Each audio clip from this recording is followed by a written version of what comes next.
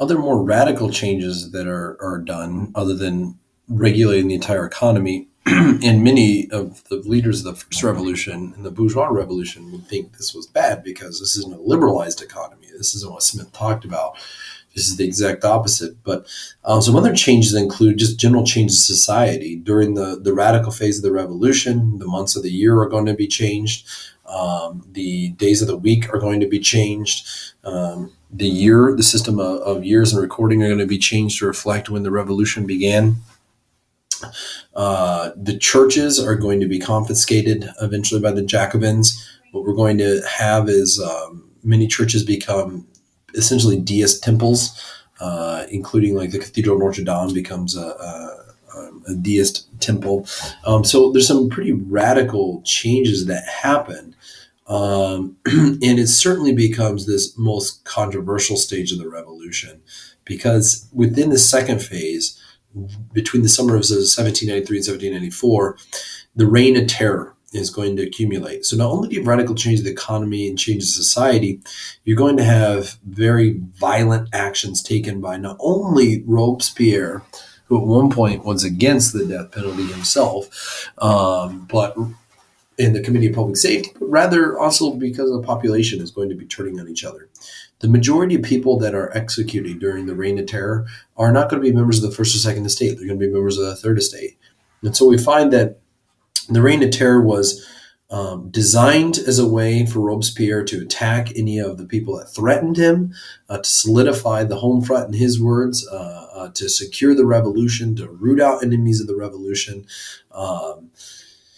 and defend it. There were royalists still around. I mean, there were legitimate threats out there and people that supported the return of the king, but by far the majority of people that are arrested, 300,000 of them, and of those, the 40,000 that are executed at the guillotine, most of them are pretty much innocent. So we see lots of examples of members of the Third Estate attacking each other for personal or economic gain. It didn't take much more than a person being accused of having royal sympathies or being against the republic that Francis created, for someone, or is going to create with the execution of Louis, for somebody to be considered an enemy of the state. And also we see that many of the Jacobins are simply just going to turn on political enemies and try to eliminate them. By the end of summer 1794, there's a telling fact, and that telling fact is the majority of the original members of the National Assembly are gone.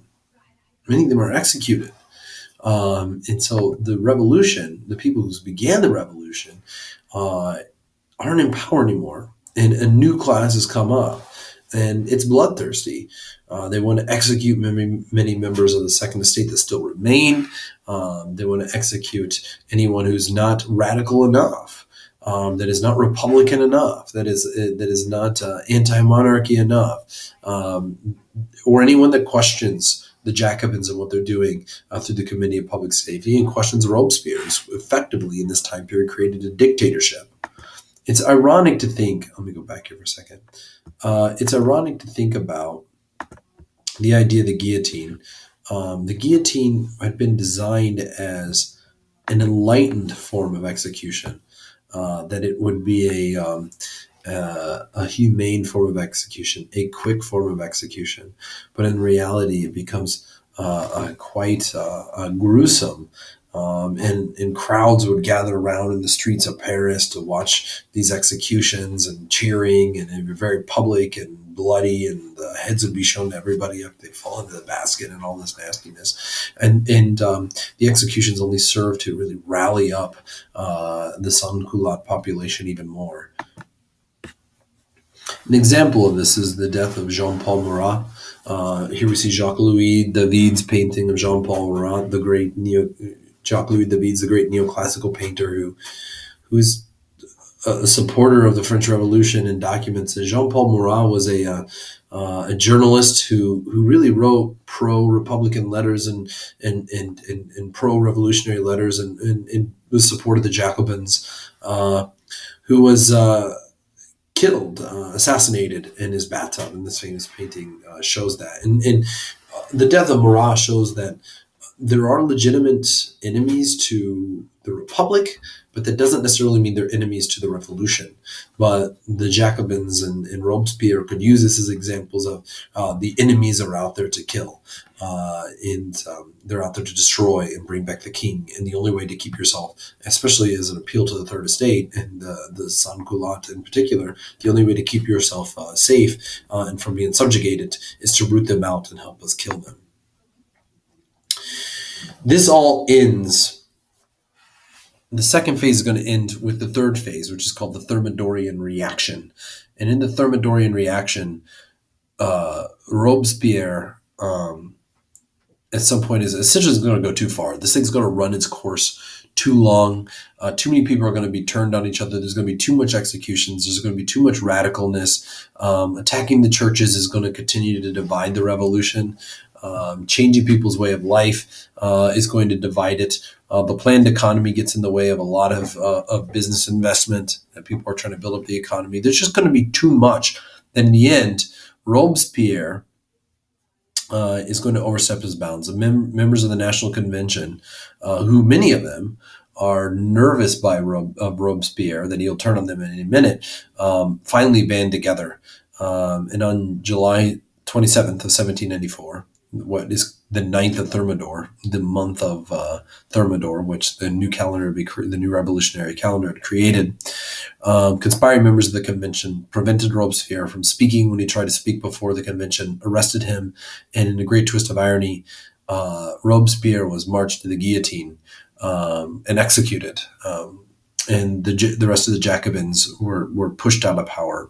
And there was the reaction, the Thermidorian reaction of July of 1794 was an attempt to try to recapture the early days of the revolution, to try to bring back the liberal phase of the revolution, the first phase of the revolution, bring back these respectable middle class lawyers and professionals who were really trying to come up with more moderate, enlightened gains rather than what was created. The problem was there's no longer going to be a constitutional monarchy because the monarch is dead and executed at this point. So it can't return to its place. So the republic will stay in place, but the radicalness and the killings of the reign of terror come to an end. And they do pass some reforms. Between 1796 and 1801, they eventually allowed the Catholic Church to return, which is popular, especially in the countryside. 1795, they create a new constitution. The convention becomes a new body, and then there's a new executive, because you have to have an executive because you're replacing Robespierre, who essentially was a dictator and the king is dead. So they come up with a 5-man executive called the Directory. However, the war didn't go anywhere, and the fear of the war never went anywhere. So the continuous war pushed the elections of some conservatives in 1797. And the crisis of 1797-98 is that the Directory will end up nullifying the election, saying that the people who were elected, these conservatives, were too pro-Bourbon and pro-monarchy. And what ends up happening is they have to govern. The Directory ends up governing as essentially a dictatorship. I should say dictatorially, not pictorially. Essentially as a dictatorship until Napoleon's coup in 1799. So we'll stop there.